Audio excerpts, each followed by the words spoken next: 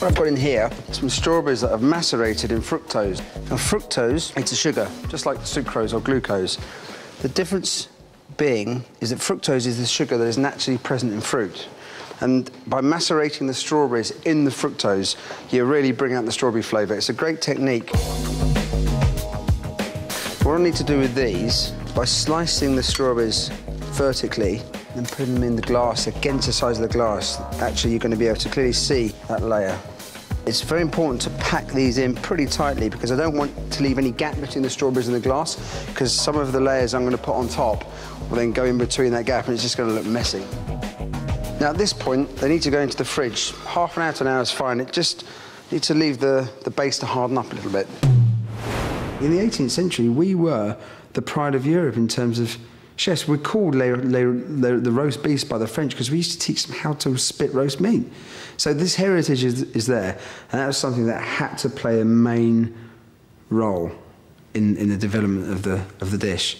Yeah, so I decided to go and visit my old friend, food historian Ivan Day, to find out more about the origins of trifle, which of course meant milking a cow into a bowl of cider. That's it, Heston. Keep going. What we were trying to do was make a syllabub using a method written about in a succession of historic cookbooks. It's not easy, is it? You never make a dairy maid or a syllabub maid. Syllabub, a basic mix of milk or cream and alcohol, is a very old dish and is the basis of what we now call trifle. You've got a beautiful jet. That's it. Well, I've done this once before and I was actually surprised at how hard you had to tug. If somebody had tugged my nipples that hard, I wouldn't be too happy about it. Well, I think, look, I mean, you can actually see what's happening here. That doesn't look anything like the wonderful syllabub you serve in the fat duck, does it? Certainly not. The acid in the cider is curdling the milk. So this whole thing about milking a cow to make a syllabub is actually a little bit of a myth. That was interesting, but not entirely successful. So we headed back to Ivan's house, where an altar to trifle had been laid out. Ivan took me back to the time of Charles II, when the very first dish called trifle was a mix of sugar, spice and cream curdled with rennet, a setting agent derived from an enzyme found in cow stomachs. And what you end up with is a very rich junket flavoured with rose water and spice, ginger. I like the floral note in there. I think that's really nice. Yeah. From here, we went through the first layered versions of the dish made with bread. A century or so down the line, I began to see a dish that today we might recognise as trifle. This recipe dates from 1751. How can you be so exact? Well, because I've got the original book here, the recipe appears in. Silly me, I shouldn't have asked, should I? And this is the 5th edition of Hannah Glass's The Art of Cookery Made Plain and Easy, and that's the earliest printed trifle recipe. Is this the first, the first, or the earliest existing trifle recipe in print? Is in her book, yeah. But there was still another layer to be added. Ivan showed me how to make another syllabub, and this time it would be edible. You go like that with it. And the syllabub starts chasing you across the room, as you can see, and you get much bigger bubbles. The bubbles were laid onto a filter called a sile and left overnight. This incredibly light but creamy layer was then put on top of the trifle. 1751 trifle. It's rich and it's creamy, but it's also got a lightness to it. Yeah. This is a wonderfully complex dish. It's not a big bowl of gloop like most of the trifles that we associate with today.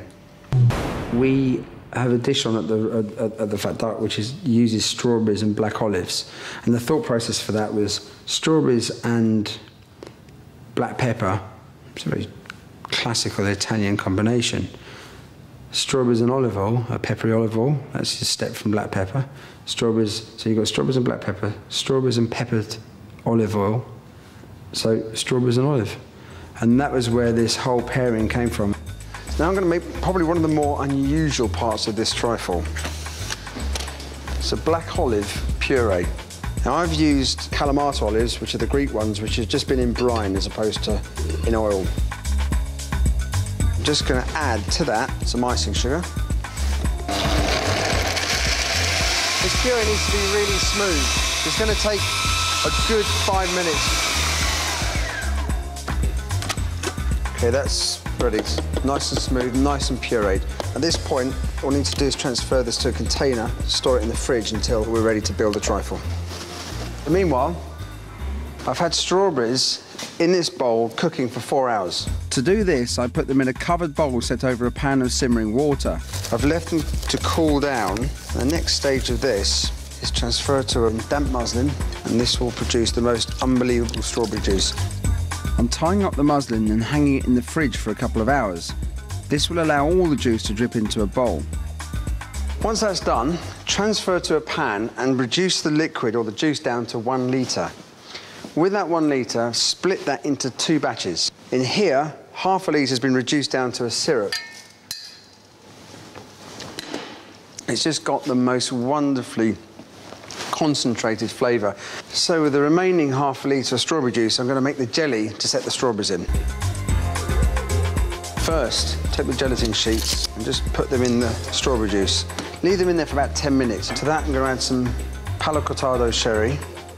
I'm going to add some orange flower water.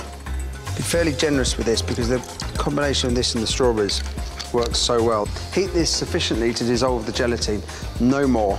Once that's dissolved, leave it to cool before pouring over the strawberries back in the fridge to set. Now for 2 textural layers. First, caraway biscuits. Put some butter in a food mixer with sugar and set on a medium speed for about 5 minutes. Slice a vanilla pod and scrape out all the seeds and add them to the butter. Next to go in are all the dry ingredients. Ground almonds, a bit of baking powder, some salt, caraway seeds and the flour. Now mix it all up really slowly. Last to go in are the egg yolks. Once it's all done, scrape the dough out and wrap it in cling film. It needs to rest for at least an hour in the fridge before you can use it. What you need to do next is get a sheet of parchment paper and lay it on a baking tray. Then put the dough on top of it and cover it with another bit of parchment. Roll the dough as thin as you can get it. You'll need a bit of elbow grease for this. Before you can cook your dough, it needs to go in the freezer for a couple of hours. Cook the dough in the oven till it's nice and golden. Bring it straight out and use a pastry cutter to cut it into rounds. We've also got this wonderful thin sheets of crystallised puff pastry. The key is rolling the pastry out as thinly as possible with icing sugar instead of flour. The icing sugar becomes so integrated into the dough that you actually get these sheets of completely crystallised, buttery pastry. It's fantastic. Use a weighted baking tray to press down the puff pastry. Bake in the oven for 10 minutes at 200 degrees.